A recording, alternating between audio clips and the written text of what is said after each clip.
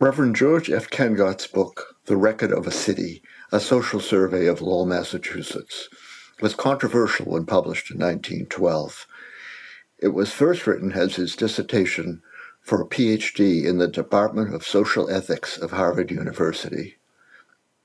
Kengott received a fellowship from Harvard to support his research. The book is a classic study from the perspective of social reform in the progressive era. While some of Kengott's comments are jarring by today's standards, his harshest criticisms were directed at the rich and powerful, the mill owners, politicians, and landlords. One chapter of the book, titled The Housing of the Operatives, was a scathing social criticism of Lowell's housing conditions in 1912, and to amplify his message of neglect, he matched his words with a talented, like-minded photographer. While only 19 pages of an over 250-page book and just one of 9 chapters, the housing chapter contained 27 of the 65 photographs in the book. In his concluding chapter, he wrote, "The real proprietors of the mills, the stockholders, live elsewhere and have little thought of Lowell save to draw dividends. They have builded their Tower of Babel on the banks of the Merrimack, and the pride of life, the thirst for gold, and demand for cheap labor have brought hither a confusion of tongues that no Pentecost of love has yet transformed into a harmony of single devotion and united effort." These words, as he might have spoken them from the pulpit of the First Trinitarian Congregational Church in Lowell, were well matched with scenes, often with children, outside their tenement homes. Although she was not credited, the preponderance of evidence suggests that the photos were by the go-to children's photographer at the time, Annie Powell. She would have been in her early 50s at the time. Here I will present stylistic and thematic evidence that Annie Powell took these photographs. My colleague, Bernie Zelitch, in a slideshow vlog, has presented linguistic and handwriting evidence that also points to Annie Powell as the creator. The book's images, while of great historical value, are of low quality in terms of resolution and detail. In another talk, I showed similar photos she took of underprivileged children about 12 years later. That was during a coal shortage in Lowell. With similar symbolism to what we will see in some of these photos, she showed adults with their backs turned towards the underprivileged and needy children. While written as a dissertation, it was published as a book by a major publisher, the Macmillan Company. At the time, the Macmillan Company was publishing other books by progressive-era social reformers, including Jane Addams, the founder of Social Work, and Ida Tarbell, an investigative journalist or muckraker. In the preface, Kengott thanked Herbert D. Hope for the photos, but did not identify him or anyone else as the photographer. Fortunately, 23 of the 65 images are housed at Harvard, with images available online. The 23 photos in the Harvard collection are mounted on poster boards for museum presentation. These were part of the Social Museum collection that was part of Harvard's Department of Social Ethics, where Reverend Kengott earned his PhD. The museum opened in 1907 and was absorbed into the Department of Sociology in the 1930s. Recently, the Harvard archivists sent me even higher quality and higher resolution images, which allowed me to make some new conclusions about the corresponding book images, and allows us to see details that cannot be seen in the book. 9 of the 23 that exist in both the book and the collection will be discussed in this presentation. The poster boards have accumulated various stamps and labels over the years. While Herbert Dearden Hope's name is associated with the photos, the photographer or artist is listed as unidentified. Hope is identified in other primary source documents as an engraver in the mills, but no record has ever been found identifying him as a photographer. Neither Kengott's name nor Annie Powell's name has been found anywhere in the materials that are associated with the Harvard collection. Herbert Dearden Hope was a member of Reverend Kengott's church, the First Trinitarian Congregational Church in Lowell. This is a photograph of the church that is in the book, but not in the Harvard collection. Captions in the Kengott book and the captions on the poster boards will both be included with each photograph. The Kengott and Harvard photos were taken to show housing and living conditions and make social and political statements. Ken Gott wanted his words and pictures to have an impact. As the go-to photographer in Lowell for outdoor scenes, especially those with children, Annie Powell would have been a good choice. Reverend Ken Gott and Annie Powell would also have been kindred spirits in the desire to show how things are and how they could be. With the use of words and pictures, they could convey important messages, speaking truth to power. I want to start with this photo because the Harvard collection gives the dates of the items as circa 1903. But from the text in the Ken Gott 1912 book, we see that these tenements were condemned by the Lowell Board of Health in 1909 and 1910. I believe that this photo was taken for the Ken Gott book and not 9 years earlier. And on the lower left, that's a sign for goodwill.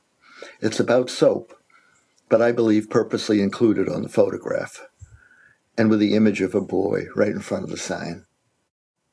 Ken Gott called for love and goodwill in his book. The universal solvent for the social and economic problems of the day is love and goodwill. The word solvent here is either a coincidence or a good play on words. Here we see signature characteristics of her photos.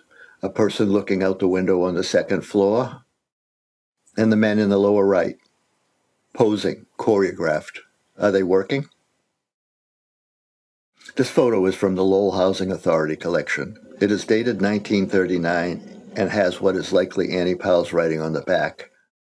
We see two people looking out the window.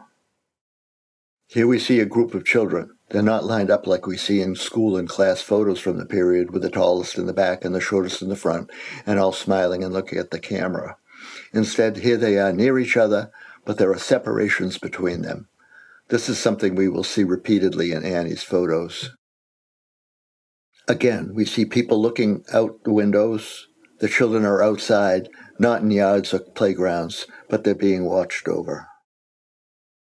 Returning to the photographs in the book, we see this photo of the Hamilton Corporation houses. We see a man walking, seemingly towards the photographer. Smaller and harder to see, we see a man turned away from the camera on the right, and a small child in the doorway. The man on the right has turned his back on the small child. As mentioned, we see this in other Annie Powell photographs. For example, the 1923 coal shortage photo. Again, on this photograph of tenements on Lakeview Avenue, we see a man walking. This is a double exposure. It is very likely that the man was not in the original photo and was inserted later in the darkroom, making him look like a spirit or ghost. Could this be an absentee proprietor or absentee landlord? We also see people in the window, an adult leaning out, and another, likely a child, just peeking out. Is there a reason he or she can't participate with the others? Illness? Handicap? This was decades before special education laws and programs, the American with Disabilities Act, the polio vaccine, other vaccines, and antibiotics. In the book, Ken Gott repeatedly bemoans the filthy, quote, corporation streets, unquote, that he says are, quote, muddy or dusty, the common receptacles for trash and refuse, poor substitutes for suitable playgrounds for the children. Annie Powell's photos with children outside often seem framed to point out the dirty streets, dusty in dry weather and muddy in wet weather. Again, this looks like the group of children, but we see some separation there between the girl in the dark coat, dark skirt, and hat, and between the girl with the white dress holding the child in her arms. There seems to be a break there. And then over on the other side, between the tall girl wearing a coat and the girl turned away and looking to the right. Also, some of the children seem to be looking at the camera, some at each other, and maybe the photographer asked them to look in the direction of the man that would be added later in the photograph. This is a photograph of some tenements in Little Canada. When we look closer, we obviously see that man facing the camera over on the right of the insert or in the middle of the big picture. But when we look closer, we really see there are at least 8 people in this picture. We see 3 little children and again an adult, a woman with her back turned. I was drawn to other details in this picture that contrast with the darker aspects. One is the corridor of light. Another is the laundry drying that we see in so many of Annie Powell's photos. I suggest that the laundry shows that most families are doing their best to maintain clean and healthy homes. And I also thought that sometimes it almost seems celestial or otherworldly. Looking at the ground, though, it is dirt and barrels for rubbish and refuse. Again, as Ken Gott wrote, quote, poor substitutes for suitable playgrounds for children, unquote. In this photograph, we see a woman walking towards the camera down an alley. Is she a woman in mourning? There are liquor stores behind her. This was a time when temperance movements and prohibition were gaining traction. Less than a decade later, there'd be national prohibition. When discussing the helpful organizations and institutions in the city, Ken Gott wrote, in spite of all these helpful organizations and institutions, much of the social life of the city is low and demoralizing. The 94 saloons and so-called hotels do much to counteract the social uplift of books and library, clubs and associations. The man over her shoulder by the doorway. Is he reading something?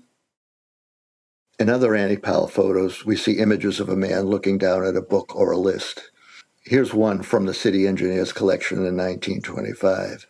It's outside a funeral director's office, so the link with death is just as certain as it is with a woman in mourner's clothes.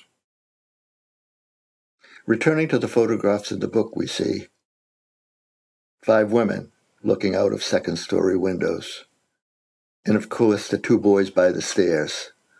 Again, there is open space, but the ground or earth that the 2 boys are standing on is dirt, strewn with trash, not what Ken Gott advocated for. Far less obvious, we see one person, I think a child, peeking out a window on the first floor. Does Annie want us to remember the invisible people in society? We see this in other photos. The graffiti to the left of the window with the child peeking out seems to draw some attention to the window. Here's a photograph of the Syrian district. Again, an alleyway. We see 2 little children. These children don't seem to be enjoying being children. The vertical orientation of the photo also gives it a claustrophobic feel. Behind them, we see 2 men with their backs turned. They almost seem to be blocking the alley. Across the street seems to be a grocery store, maybe stocked with fruits and vegetables. We can't see any signs, but a closer look at the street number reveals that it is number 295, and the caption tells us we are looking out on Middlesex Street. If we look at a city directory from that period, we see a list of fruit dealers that Peter Statuto had a fruit market at 295 Middlesex Street. And if we look to the left of the man, there seems to be somebody trying to come into the alley, maybe with a basket of fruit. The alley, though, seems to be blocked by these men who are turned away from the children.